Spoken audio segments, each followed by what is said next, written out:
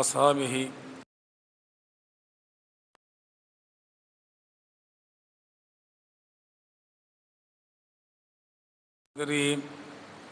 ويسر لي أمري واحلل عقدة من لساني يفقهوا قولي رب زدني علما سبحانك لا علم لنا إلا ما علمتنا إنك أنت العليم الحكيم. عزیزان محترم، آج آپ کی سماعت سورہ اعراف اور سورہ انفال یہ آپ کی آج کی سماعت ہے. سورہ اعراف کے حوالے سے کچھ گفتگو تو کل ہو چکی تھی، اور پھر مزید اللہ سبحانہ و تعالیٰ نے سورہ اعراف میں جو تذکرہ کیا ہے وہ یہ ہے کہ یہاں پر موسیٰ علیہ السلام، فرعون اور جادوگروں کا واقعہ موجود ہے. اس میں بڑی ایمان کی باتیں بھی ہیں کہ کس طرح جادوگروں نے جب حق سمجھ میں آ گیا تو جان کی پرواہ کیے بغیر حق کو قبول کر لیا. یہی ایک حق کی پہچان ہے. جب وہ سمجھ میں آ جائے تو دنیا کی کوئی بھی طاقت انسان کو حق قبول کرنے سے نہیں روک سکتی. تو واقعہ کچھ اس طرح ہے کہ جب موسیٰ علیہ السلام فرعون کے پاس آیا اور اپنے معجزے پیش کیے تو فرعون نے اور اس کے جو سردار تھے سب نے یہی کہا تو جادو ہے، جادوگروں کو بلائیں ان کے مقابلے کے لیے. جب جادوگر آئے، اگرچہ موسیٰ علیہ السلام کی ان سے پہلے بھی گفتگو ہوئی، لیکن چونکہ دنیا غالب تھی، جب انسان کے اوپر دنیا غالب ہونا اس وقت تک دین سمجھ میں نہیں آتا بلکہ دنیا کی فکر ہوتی ہے. جب جادوگر آئے تو انہوں نے پہلے کہا وَجَاءَ السَّحَرَةُ فِرْعَوْنَ، جب جادوگر فرعون کے پاس آئے قَالُوا إِنَّا لَنَا لَأَجْرًا إِن كُنَّا نَحْنُ الْغَالِبِينَ. تو دیکھیں دنیا دار کا پہلا مطالبہ کیا ہوتا ہے. کہا کہ جی اگر ہم غالب آ گئے، ہم نے موسیٰ علیہ السلام کو شکست دے دی تو ہمارے لیے کوئی اجر ہے، کوئی پیسہ ہے، کوئی دولت ہے؟ یعنی یہ سب سے پہلا مطالبہ ہوتا ہے دنیا دار شخص کا. قال نعم، پھر انہوں نے کہا جی ہاں کیوں نہیں، تمہارے لیے ہے وَإِنَّكُمْ لَمِنَ الْمُقَرَّبِينَ، تم میرے مقرب بن جاؤ گے. اور فرعون جیسے ظالم بادشاہ کا مقرب بن جانا یہ بڑی سعادت کی بات تھی ان کے لیے. تو موسیٰ علیہ السلام سے کہا کہ جی آپ شروع کریں، لیکن موسیٰ علیہ السلام نے کہا نہیں، پہلے آپ ہی اپنا جادو استعمال کریں. اور جب انہوں نے جو بھی کچھ کیا، پھر موسیٰ علیہ السلام نے جب اپنا عصا پھینکا اور ان کے سارے جادو کو برباد کر دیا. جو جادوگروں کی یہ بات سمجھ میں آ گئی کہ اگر یہ جادوگر ہوتا تو ہم سے اچھا جادو پیش کر سکتا تھا، لیکن ہمارے جادو کی جو اس نے حالت کی ہے نا، سارا برباد کر کے رکھ دیا، یہ جادو نہیں ہے، یہ واقعی اللہ کا نبی ہے. لیکن جب حق سمجھ میں آ جائے نا، اب ان کو پتا تھا کہ یہ فرعون بڑا ظالم ہے، کوئی بعید نہیں کہ ہمیں موت کی سزا بھی دے دے، لیکن جب حق سمجھ میں آ جائے، اللہ تعالیٰ کی معرفت آ جائے، اللہ کی شناخت ہو جائے. لیکن قرآن کے الفاظ کیا ہیں کہ جیسے ہی جادوگروں نے یہ حق کو پہچان لیا تو قرآن کے الفاظ یہ ہیں کہ وَأُلْقِيَ السَّحَرَةُ سَاجِدِينَ، کہ جو بھی ساحر تھے وہ سارے کے سارے سجدے میں گر گئے. قَالُوا آمَنَّا بِرَبِّ الْعَالَمِينَ، اور بے ساختہ اعلان کر دیا کہ ہم اللہ تعالیٰ پر ایمان لے کر آ گئے. اور ایسا بھی نہیں کیونکہ فرعون بھی اپنے آپ کو رب کہتا تھا نا، تو اس کی وضاحت بھی کر دی کہ رب موسیٰ و ہارون، وہ رب جو موسیٰ اور ہارون کا رب ہے اس اللہ پر ایمان لے کر آئے. اور پھر وہی ہوا جو ان کو توقع تھی فرعون سے. فرعون نے کہا کہ اچھا تم میری اجازت کے بغیر ایمان لے کر آ گئے. تو پھر اس نے کہا کہ لَأُقَطِّعَنَّ أَيْدِيَكُمْ وَأَرْجُلَكُمْ مِنْ خِلَافٍ ثُمَّ لَأُصَلِّبَنَّكُمْ أَجْمَعِينَ. وہی کہا اس نے جو نا کہ ٹھیک ہے تم نے میری بات نہیں مانی، لَأُقَطِّعَنَّ أَيْدِيَكُمْ وَأَرْجُلَكُمْ مِنْ خِلَافٍ، کہ اب میں تمہارے ایک طرف کی ٹانگ کاٹوں گا اور ایک طرف کا ہاتھ. सुम्मा लौसल्लबन्नकुम अजमईन, और फिर तुम सबको सूली पर लटकाऊंगा। ज़ाहिर है वैसा करेगा जो है, क्योंकि वो जालिम है, उनको ये अंदाज़ा था।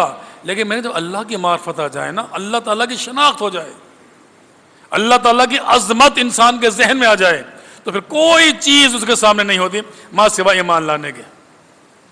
ये उन जादूगरों के ईमान देखे, अभी कलमा पढ़ा, अभी सजदा किया है, कितनी यकीनी कैफियत है कि उनको पता है कि जालिम क्या करे, उसने धमकी भी दे, धमकी किया, उसको करना है।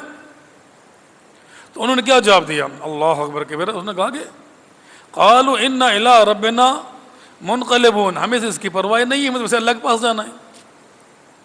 यानी ईमान का क्या मयार है कि हमें इसकी परवाह नहीं है कि तो हमारी टांग काट दे, हाथ काट दे, सूली पर लटका दे, हमें तो वैसे अल्लाह ताला के पास जाना है।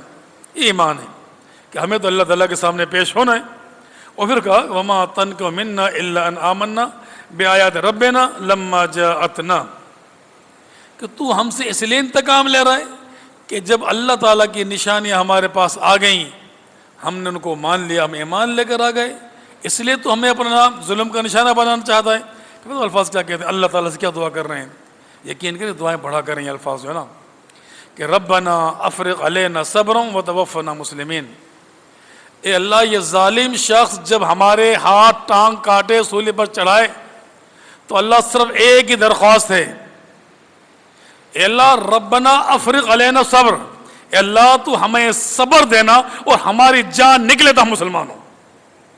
क्या ये फिक्र नहीं है कि जान निकलेगी, फिक्र क्या है कि अल्लाह जब जान निकले, रूह निकले तो हम मुसलमान हो। यानी कि अल्लाह हमारा ईमान तज़ब्ज़ुब में ना आ जाए, कहीं ऐसा ना हो कि हमारी जान निकले और इस्लाम ना हो, कि अल्लाह ये जालिम मार दे, हमें परवाह नहीं। एक ही दुआ है, एक ही अल्फाज हैं, अल्लाह तो हमें सब्र देना और जब हमारी जान निकल रही हो तो हमारे पास ईमान हो, हमें मुसलमान की हालत मौत देना। यकीन करिए ईमान का मयार है, जिसके पास ईमान है ना, उसको इससे बड़ी कोई नेमत नहीं होती कि उसकी जब जान निकले और मुसलमान हो। ये सबसे बड़ी कीमती असास है, ये सबसे बड़ी कामयाबी है जो जादूगरों ने एक ही मरतबा सजदा किया और क्या शनाख्त अल्लाह ताला की हो गई कि अल्लाह इसकी परवाह नहीं, बस तू हमें मौत दे इस हालत में कि हम ईमान वाले हों, हम मुसलमान हो, कहीं ऐसा ना हो कि हमारा ईमान डावाडोल हो जाए। लेकिन ये अल्लाह ताला की तरफ से ईमान का एक मयार है और अल्लाह ताला का एक उसूल है कि अल्लाह ताला कितने बड़ा जालिम क्यों ना हो, पहले अल्लाह ताला उसे कुछ तंबीहात करता है दुनिया में कि शायद ये सुधर जाए, शायद ये सुधर जाए। यानी अल्लाह ताला इतना मोहब्बत करता है अपनी इस मखलूक से कि पहले कुछ उनको आजमाइश डालता है कि शायद सुधर जाएं, कि वला नुज़ीक़न्नहुम मिन अज़ाबिल अदना दुन अज़ाबिल अकबर लअल्लहुम यरजिऊन। ये सूरह सजदा के अल्फाज हैं कि हम इनको दुनिया में वला नुज़ीक़न्नहुम मिन अज़ाबिल अदना, छोटे अजाब देते हैं, छोटे अजाब, करीब के अजाब क्यों देते हैं, इसलिए कि ताकि ये बड़े अजाब जहन्नम से बच जाए और हमारी तरफ आ जाए। यानी अल्लाह ताला जो ये मुसीबत डालता है ये हमारे लिए कि ताकि हम सुधर जाएं, अल्लाह ताला की मार्फत मिल जाए, हम तौबा कर लें।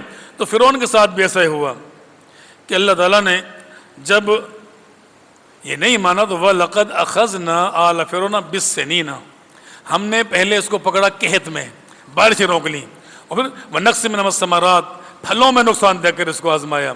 ये फिर नहीं माना, फिर हमने क्या किया कि फ़अरसलना अलैहिम तूफ़ान, तूफ़ान भेजे, वल जराद, टिड्डी जो फसलों को तबाह कर देती है, वल क़ुम्मल, जूएँ चिड़चिड़ियाँ भेजी, वज़फ़ादिया, मेंढक भेजे, मेंढक बरसा दिए, वद्दमा, खून भेजा। यानी अल्लाह ताला ने उस पर मुख्तलिफ़ आजमाइशें अजाब डाले ताकि ये सुधर जाए। जब वो नहीं माना ना, जब वो नहीं माना, यकीन करें अल्लाह ढील देता है, हमें भी ढील दे रहा है, मुख्तलिफ तंबीहात के साथ, मुख्तलिफ तंबीहात के साथ अल्लाह हमें ढील दे रहा है, हमें मुतनब्बे करता है कि सुधर जाओ। जब नहीं माना तो फ़ंतक़मना मिनहुम फ़अग़रक़ना फ़िल यम, तो हमने उनसे इंतकाम लिया, उनको डुबो दिया, तौबा करने की तौफीक भी नहीं दी। फिर जब अल्लाह की पकड़ आती है ना तो इतनी सख्त आती है कि फिर अल्लाह ताला तौबा की तौफीक भी छीन लेता है। تو یقین کریں جب اللہ تعالیٰ کی آزمائشیں آئیں سدھر جاؤ، اللہ کی طرف جھک جاؤ، اللہ کی طرف آ جاؤ۔ یہ اللہ سبحانہ و تعالیٰ کی تنبیہات ہیں، یہ اللہ تعالیٰ کی مہربانیاں ہیں ان لوگوں کے ساتھ جن پر اللہ سبحانہ و تعالیٰ اپنا احسان کرنا چاہتا ہے۔ اور پھر اللہ سبحانہ و تعالیٰ نے اللہ اکبر کبیرہ پہلے تو اس عہد کا ذکر کیا جو اللہ سبحانہ و تعالیٰ نے آدم علیہ السلام عالم ارواح میں اس کی پشت سے اس کی اولاد کو نکالا، اور اللہ نے ایک عہد لیا۔ وہ کیا تھا کہ الستُ بربکم، کہ میں تمہارا رب نہیں ہوں؟ سب نے قالوا بلا شہدنا، اے اللہ ہم گواہی دیتے ہیں تو واقعی ہمارا رب ہے۔ تو اللہ نے فرمایا قرآن کریم میں اللہ نے اس کو یاد کرایا ہمیں کہ ایسا نہ ہو کہ ان تقولوا یوم القیامہ، کہ تم قیامت میں کہنے لگ جاؤ کہ انا کنا عن ھذا غافلین، ہم تو اس سے غافل تھے، ہمیں پتہ ہی نہیں تھا۔ نہیں، ہم نے تمہیں یہ نصیحت کر دی ہے۔ یعنی اللہ سبحانہ و تعالیٰ یہ نصیحتیں کرتا ہے کہ تاکہ ہم سدھر جائیں، اور جب نہیں سدھرتے تو اللہ تعالیٰ نے ایک دنیا دار شخص کا تذکرہ کیا ہے۔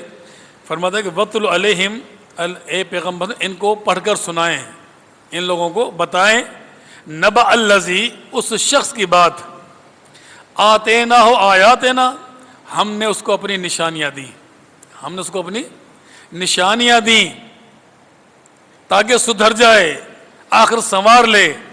لیکن فَانْسَلَخَ مِنْهَا، لیکن وہ تو ان کو نظر انداز کر کر گزر گیا، اس نے اس کی پرواہ نہیں کی، ہماری نشانیوں کی پرواہ نہیں کی۔ تو پھر کیا ہوا؟ فَأَتْبَعَهُ الشَّيْطَانُ، ایک فطری بات ہے، جو اللہ تعالیٰ کو بائی پاس کرتا ہے تو پھر شیطان اس کا ساتھی بن جاتا ہے۔ یعنی ایسا ممکن نہیں ہے کوئی یہ کہ نہیں میں اگر اللہ کو نہیں مانتا شیطان کو بھی نہیں مانتا، نہیں، اللہ تعالیٰ فرماتے ہیں جب اللہ تعالیٰ کو کوئی بائی پاس کرتا ہے تو لازماً شیطان اس کا ساتھی بن جاتا ہے۔ تو شیطان فکان من الغاوین، اور وہ بدبختوں میں سے ہو گیا، گمراہوں میں سے ہو گیا۔ اللہ فرماتا ہے وَلَوْ شِئْنَا لَرَفَعْنَاهُ بِهَا، اگر ہم چاہتے تو اس کو اپنی آیات کے ذریعے بڑی رفتیں دیتے، بڑے اچھے مقامات دیتے، اس کو سوا دیں۔ وَلَكِنَّهُ أَخْلَدَ إِلَى الْأَرْضِ، لیکن یہ تو زمین کی طرف چلا گیا، دنیا کی طرف چلا گیا، دنیا کا طالب بن گیا، اپنی خواہشات کا پیرو بن گیا، جو بس یعنی اس کی پرواہ نہیں۔ بالکل اسی طرح کہ اس نے اپنا الہ اللہ تعالیٰ کو نہیں سمجھا، بلکہ اللہ فرماتا افرائیت من اتخذ الہ ہواہ، اے پیغمبر آپ نہیں دیکھا اس شخص کو جس نے اپنی خواہش کو پیرو بنا لیا، وہ اللہ تعالیٰ کی پرواہ نہیں کرتا، بلکہ جو دل چاہتا ہے وہ کرتا ہے۔ بستر میں لیٹا ہوا ہے، آذان سنتا ہے اللہ اکبر، دل نہیں چاہتا، کروٹ بدل لیتا ہے، اپنے نفس کی بات مانتا ہے، اللہ تعالیٰ کی بات نہیں مانتا، یہ خواہشات کا پجاری بن گیا۔ تو اللہ تعالیٰ نے کہا کہ یہ ایسا بدبخت ہے۔ پتہ اللہ نے کیا مثال دی ہے؟ اللہ اکبر اللہ اکبر، کہ فَمَثَلُهُ كَمَثَلِ الْكَلْبِ، اب اس شخص کی مثال اس کتے کی ہے۔ کیا فرمایا؟ اس شخص کی مثال اس کتے کی ہے، تحمل علیہ یلہس تترکہ یلہس، اگر اس کو دوڑایا جائے تب بھی ہانپتا ہے، چھوڑ دیا جائے تب بھی ہانپتا ہے۔ یعنی یہ دنیا دار شخص دولت ملتی ہے تو بھی رال ٹپکتی ہے، نہیں ملتی تو سوچ سوچ کر اس کی رال ٹپکتی ہے۔ یعنی یہ دنیا کا غلام بن گیا، ذلیل ہو خوار، اس کو پیسہ چاہیے۔